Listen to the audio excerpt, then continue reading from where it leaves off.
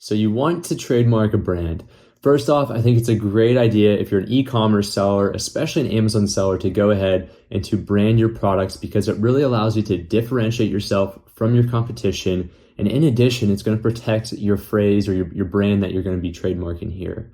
So today I'm going to share with you guys step by step how I actually go through the application. You do not need a lawyer. However, it is recommended by the United States Patent and Trademark Office. But for me and just being an individual seller, third-party merchant on Amazon, it's sometimes best to go ahead and do this yourself because honestly, it's fairly easy to do so. So today I'm going to take you step by step on some things that we need to do before we start our application. Then we'll get into the application for a golf brand that I'm trademarking and we'll finish it up so you know what to do next. Okay, so the first thing that you have to do before you even get into your trademark application is to understand what your brand is and what are you trademarking.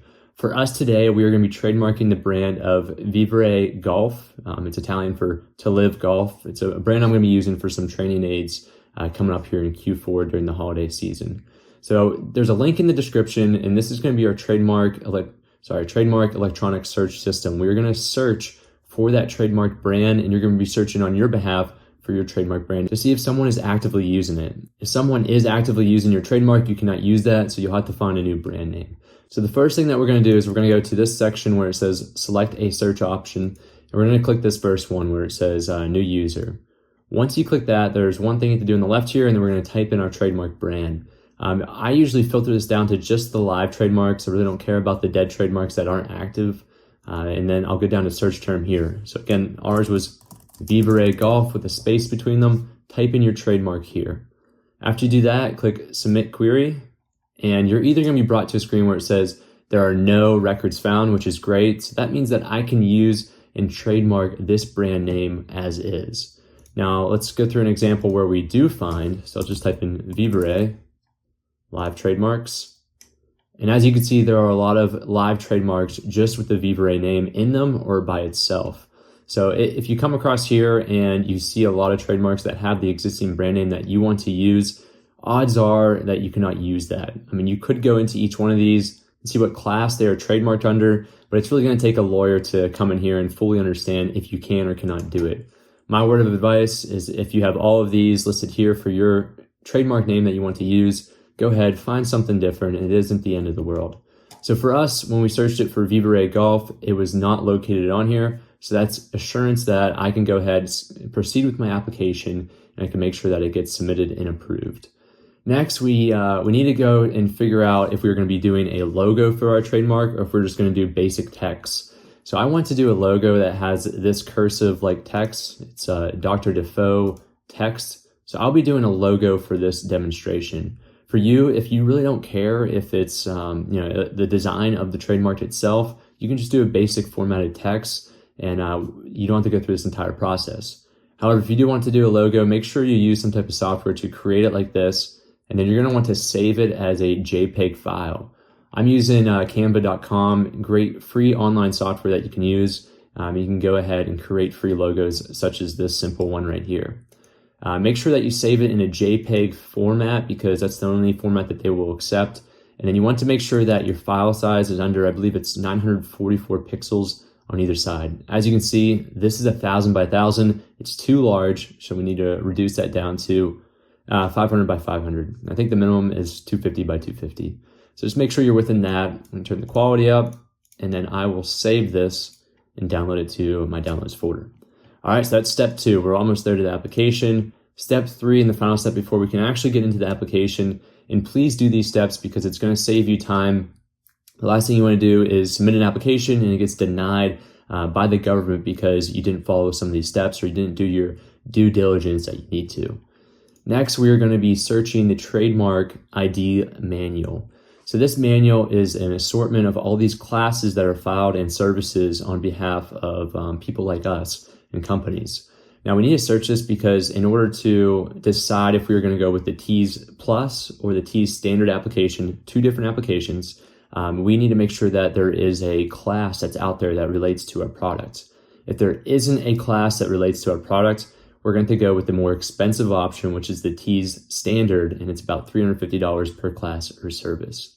So let's say that you have a brand where you are selling wallets. You go ahead, you fill out this application, you get your trademark for that specific class. Now, that does not mean that you can go and use your brand name to sell stereo equipment or lights, because that trademark is only eligible in that class or service. So that's one thing to keep in mind, is that you're only trademarking within a specific narrow niche per se, and that's one thing you have to keep in mind when you're going about this. So in here, what you want to type in is what your product is. So for us, it's going to be a golf training aid. I'm just going to type golf training to see what we have. So you can see a bunch of different classes come up. Do not pay attention to the ones that are strike through, and then just focus on the ones that relate to your product. So we're going through these. It's a golf training cage. That would not relate to my putting device that I'm creating. The next one, golf practice platforms. It's a golf apparatus. That would work for what I'm doing, but I'm going to take a look at the rest of them just to make sure. This third one down here, a motorized golf chipping practice aid. Nope, mine is not motorized, and it's not a brace that will be worn on the hand. So if you type this in, and you can try a couple different searches, maybe golf aid next.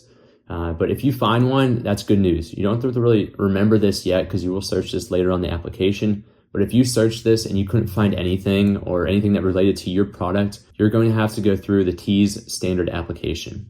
All right, so at this point, we've completed all the due diligence steps that we need to. We ensured that our trademark is not actively listed. We created our logo if we wanted to. And then lastly, we found a class and a description that fits what we're trying to brand here. Next, go down to the links in the description and go to the actual application link. So now we're going to actually get started with the TESS and TESS-I application. First, you need to go to this green button here where it says set up your USPTO.gov account if you don't already have one. So we'll click that, and I should already be logged in. Now, after you've actually created your account, it's very simple. Just type in personal information. And then once you create your account, you'll have to verify your email address, and then you'll be brought to this dashboard. It's very easy what to do next. All you have to do is go to this File an Application and click File a TESS Application. Now this is the actual application, and we're going to go step by step through it with that golf brand that I'm looking to trademark. Now you don't have to read all this text, because you're just going to follow the video, and I've already done it for you. So the first question is, please select one of the filing options. You've heard me say TESS Plus and TESS Standard. Remember, if you're doing a TESS Plus, that means you were able to find a class and description that fits what you're trying to brand and what you're trying to sell. For us, that's what we'll do. However, you're going to do TESS Standard if you couldn't find something that relates to your actual trademark. And do not try to bend the rules here. A lawyer is going to look over your application, and if they see that there isn't an actual class and goods that's already existing in the ID manual, they're going to reject your application and tell you to file TESS Standard anyways. So it's not an opportunity to save money. It's really just the luck of the draw for you. Okay, and the second question is an attorney filing this application. No, I am not an attorney, and you're going to notice here saying we recommend you review these basics before completing your application. It does not say that you can't do this because you're not an attorney. Save some money, and you can do this by yourself. This is an optional third one here. We do not have to actually go ahead and complete this. Next, click Continue, and this is where you're going to describe your ownership and who the applicant is. Now, I am just the single person that is filing this application. Say you have a partnership with a couple different members for your business. You want to include everyone on here that needs to be. And you're going to be able to do that at the bottom. You can add multiple owners. So for the owner of the mark, I'm going to type in my name here. So I'll say do it in the format of last name, comma, first name, middle initial. So I'm going to type my name in. If you're doing business as another business, such as an LLC, as I will be, I will type in that business here. And then down to the left here, I'm going to select the entity type for my business. For me, it's a limited liability company. And then you have to select the state that your business is legally filed under. Okay, next we'll skip down here to your mailing address. Keep in mind, this is going to be public. It's going to be viewable by anyone looking through this database. So if you do not want your address being publicly viewed, I would go ahead and get a PO box just to protect that, so you're not receiving spam mail or having anyone creepy show up at your house. So type in your address here. Okay, and then we'll leave this checked. Phone number, you don't have to put anything in here. Fax number, you don't either. And then just put in your email address. All right, so at this point, once you have all your required information in here, you can go ahead and click Continue. If you do have more than one owner, click Add Owner, and that will add this first person, and then you can add the second, third, and so forth. Once you've added all of the owners, click continue. Now, since we did not put in a telephone number, you're going to get a warning message. It's only a warning, it's not a requirement. So if you want to go back and add your telephone number so an examining attorney or someone can contact you, you can do so. I'm just going to click continue. I do not like to have my number out there just for the sake of that. Okay, and the next step is our actual trademark where we're going to upload our logo, or we're just going to type in our standard character text if you do not have a logo. So the question you're going to answer down here, it says select the radio button to indicate a mark type. Standard characters, again, that's just like plain text. So this would be my trademark if I were to do plain text. That's all it would be, right? There's no design to it. I'm going to do a special form, which is stylized or design, or better known as a logo. So now we're going to actually upload our trademark, our logo that we saved beforehand. Again, they say to save it in a JPEG image file. It's the only acceptable format. Some other things, if you're going to trademark colors, make sure you upload the color format. Otherwise, black and white is fine. For us, we just had black text, so we really don't have to worry about the colors. And all you have to do now is go to choose file and click the one. I want to make sure I click the right one here. It's this top one. So you click that and make sure you click attach, because that's something I did first couple times I tried doing this. You get to the end and you never clicked attach. So this actually attaches it to your application. At that point, you should see your trademarked brand, your logo right here. Just ensure that it looks correct. It's going to be a little bit distorted because it's very small there, but that's it there. Now at this point, you need to type in your literal element, which is down below here. Type in exactly what your trademark says.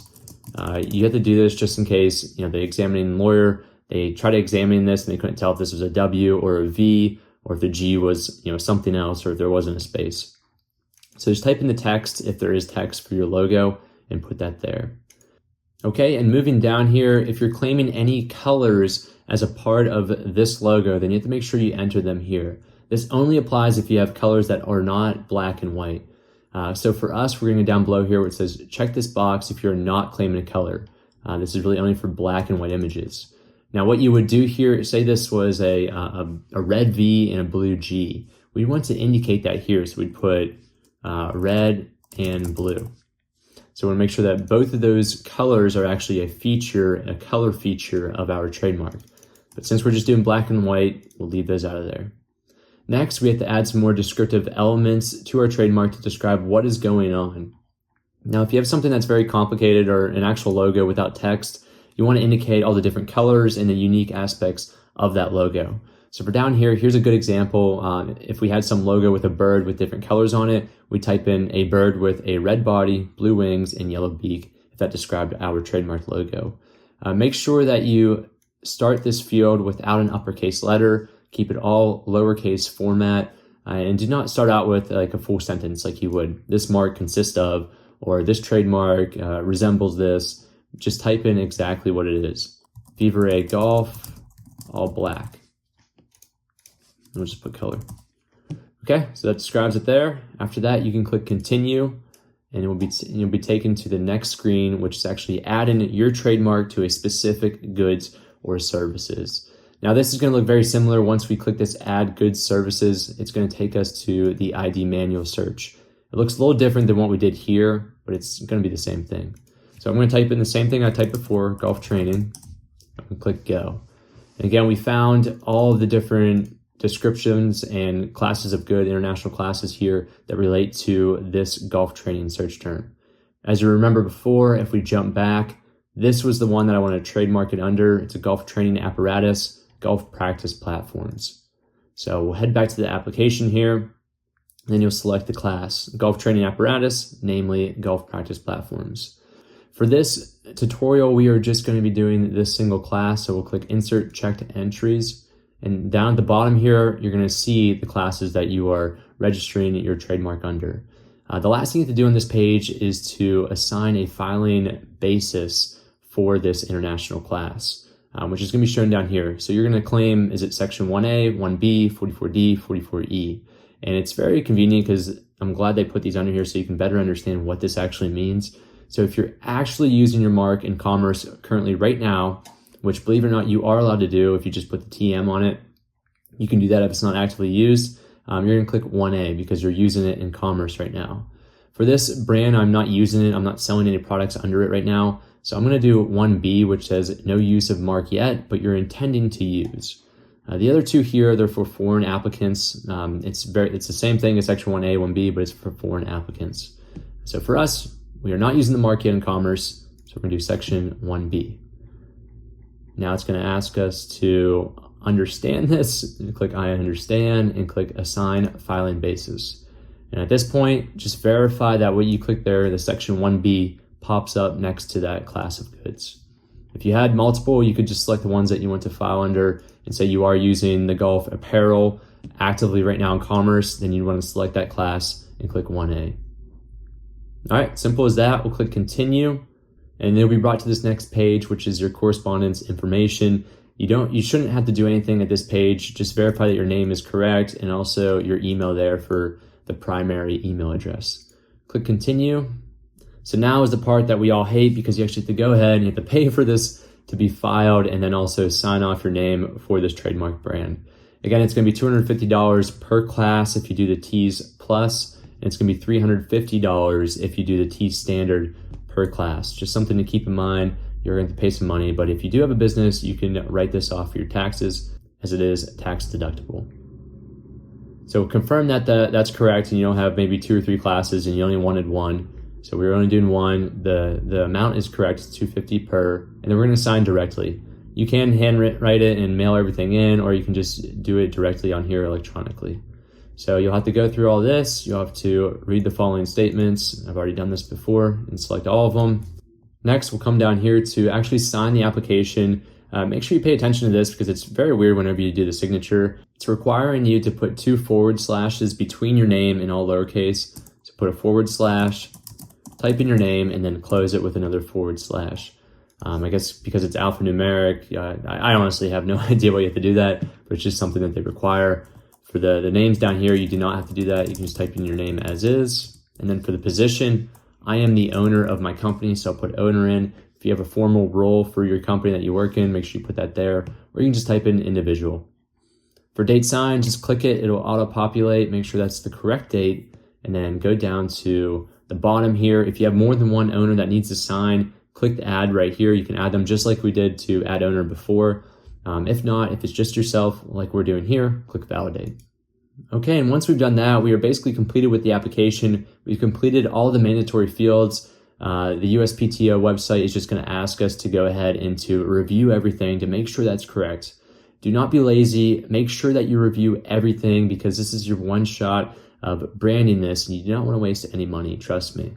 So go down through all these steps, go through over all the data just to confirm that your name's right, the trademarks looks correct, the logo's correct, the description's there, all of the above, check everything. And then once you do, you can go ahead and you can go through all these checks. You can check this right here. It just goes over the payment information and go down to step 5 where it says, if you're ready to file electronically, click on pay and submit. So this is the final step. Once you click pay and submit, you'll be brought to the screen where you'll input your credit card information or whatever you're using to actually purchase this filing. All right, guys, thank you for watching. I hope this gives you more insight on what to do when filing your trademark application. It can seem very daunting, especially with all the little nuances like the signature there at the end, but you do not need an attorney. If you do want to go ahead and get an attorney, I do recommend doing the Amazon IP Accelerator program. It's a little more expensive, but that way you make sure you get it done correctly the first time.